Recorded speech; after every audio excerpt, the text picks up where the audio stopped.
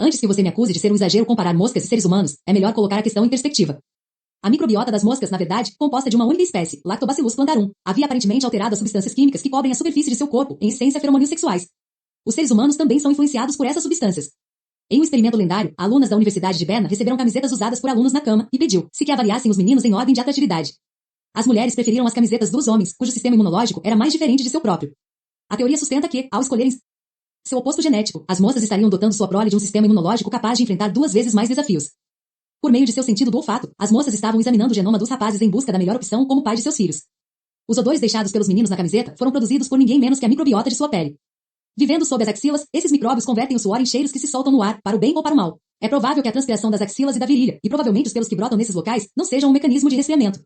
Pelo contrário, o suor seria o equivalente humano às bolsas de perfume dos morcegos, retendo e preparando a fragrância perfeita. Se aprendemos algo com os camundongos, a comunidade particular de micro-organismos na pele de cada aluno, ao menos em parte, é determinada por seus genes, inclusive aqueles que definem o tipo de seu sistema imunológico. As moças inconscientemente estavam usando a microbiota como um sistema de mensagens, alertando-as para a união genética mais benéfica. É impressionante pensar nos inúmeros relacionamentos desastrosos que poderiam ter sido causados por desodorantes e antibióticos, sem falar nos hormônios contraceptivos. No experimento da camiseta, as alunas que estavam tomando pílula aparentemente reverteram seu superpoder subliminar, já que preferiram as camisetas dos homens, cujo sistema imunológico mais se assemelhava aos delas. Se os feromônios sexuais influenciados pelos micro-organismos oferecem um primeiro passo no processo de seleção do parceiro, considere o beijo a avaliação química que vem a seguir. Pode parecer uma ideia exclusivamente humana, talvez um fenômeno cultural para exibir a posse aos observadores, sem ser animalesco demais. Mas na verdade não somos a única espécie a encostar os lábios uns nos outros. Os chimpanzés, outros primatas e muitos outros animais fazem o mesmo, o que dá ao propósito do beijo uma inclinação mais biológica.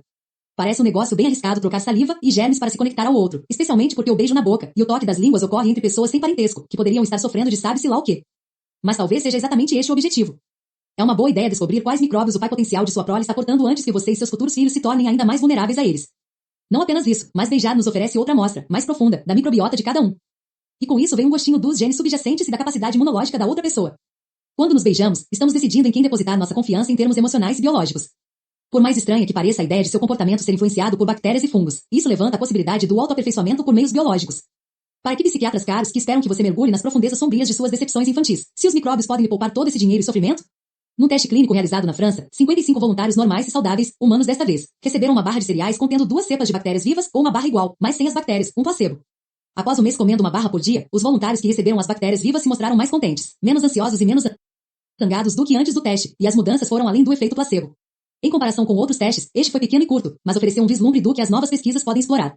Como é que comer bactérias vivas faz você ficar mais feliz? Um dos possíveis mecanismos parece estar ligado a uma substância química notoriamente envolvida na regulação do humor, a serotonina. A maior parte desse neurotransmissor se encontra no intestino, onde mantém tudo funcionando direitinho. Mas cerca de 10% da serotonina fica no cérebro, regulando o humor e até a memória. Seria tão prático se as bactérias ingeridas se estabelecessem no intestino e começassem a produzir serotonina. Mas é claro que a coisa não é tão simples assim. Pelo contrário, a introdução de bactérias vivas aumenta os níveis de outro composto químico no sangue, o triptofano. Essa pequena molécula é da maior importância para a felicidade, já que é convertida diretamente em serotonina. De fato, pacientes deprimidos tendem a apresentar baixos níveis de triptofano no sangue, e países cuja população como um todo tem uma dieta mais pobre nessa substância, encontrada nas proteínas, têm maiores taxas de suicídio. É até possível provocar depressão profunda, embora temporária, através da privação dos suprimentos de triptofano. Menos triptofano significa menos serotonina, e menos serotonina significa menos felicidade. O fascinante, porém, é que as bactérias novas aumentam os níveis de triptofano não porque o produzam, mas porque impedem o sistema imunológico de destruí-lo. Isso aponta para uma ideia extraordinária, que vem ganhando espaço não só entre os microbiologistas, mas entre profissionais de outros campos também. Está ficando cada vez mais claro que, assim como as alergias e a obesidade, é possível que a depressão seja causada pelo mau funcionamento do sistema imunológico. Mas voltaremos a isso. Antes gostaria de falar sobre outro mecanismo pelo qual as bactérias podem deixá-lo feliz, que envolve o nervo vago, um nervo importante que se origina no cérebro e desce até o intestino, ramificando-se em diferentes órgãos pelo caminho. Os nervos são como fios elétricos, transportam impulsos elétricos minúsculos que carregam instruções ou percebem mudanças. No caso do nervo vago, os impulsos transportam informações sobre o que o intestino está fazendo, o que está sendo digerido, se está ativo e assim por diante. O que esse nervo tem de especial, porém, é que ele leva ao cérebro nossos sentimentos mais básicos. O frio na barriga, aquela pontada na boca do estômago nos dizendo que algo está errado, e o intestino solto em situações de nervosismo de fato tem origem no intestino. O cérebro simplesmente é informado disso pelos impulsos elétricos que sobem pelo nervo vago. Assim talvez não seja nenhuma surpresa dizer que os impulsos elétricos que sobem pelo nervo vago, até o cérebro, também possam deixá-lo feliz.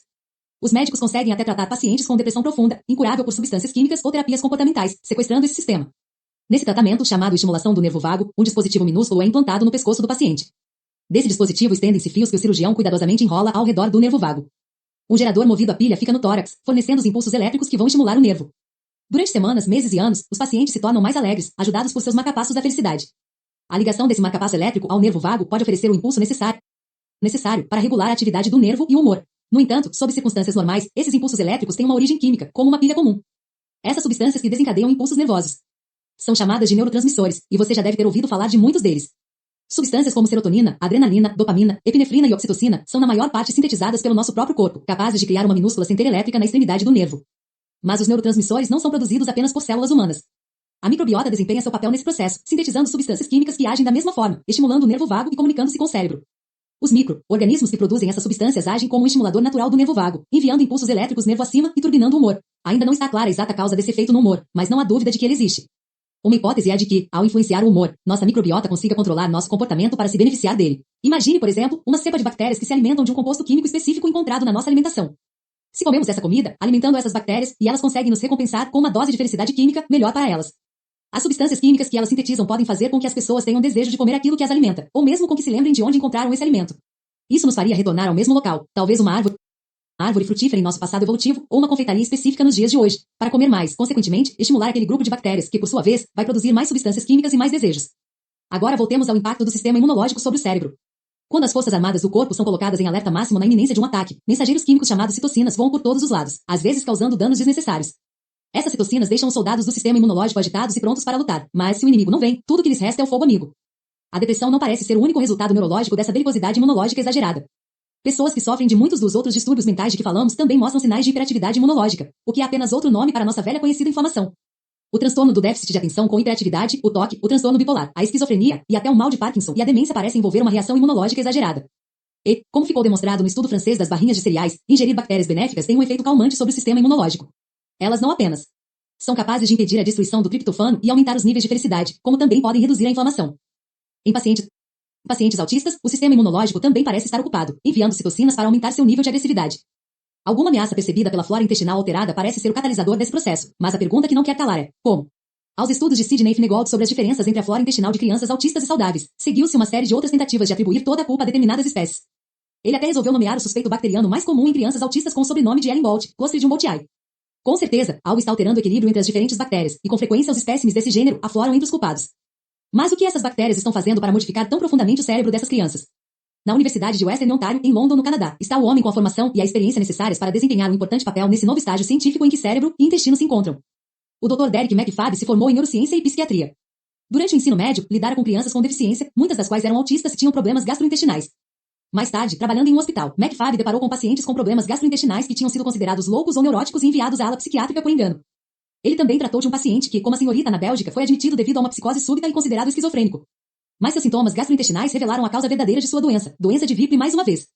Como as crianças autistas de quem o Dr. McFadden cuidara quando adolescente, aquele jovem era extremamente insistente, chamando o Dr. McFadden. McFadden. Dr. McFadden. Dr. McFadden. O dia inteiro. Em uma semana, os antibióticos já o haviam curado, devolvendo-o à sua antiga personalidade. Mais tarde, esse paciente contou que o Dr. McFadden parecia um personagem de sonho que ganhou vida. Na mente de McFadden, essas experiências associaram firmemente o intestino e o cérebro. A ideia de que substâncias químicas produzidas por um único micróbio pudessem induzir a loucura no paciente o cativou. Ao ouvir falar da descoberta de Sidney Finegold, de que crianças autistas melhoraram sob tratamento com antibióticos,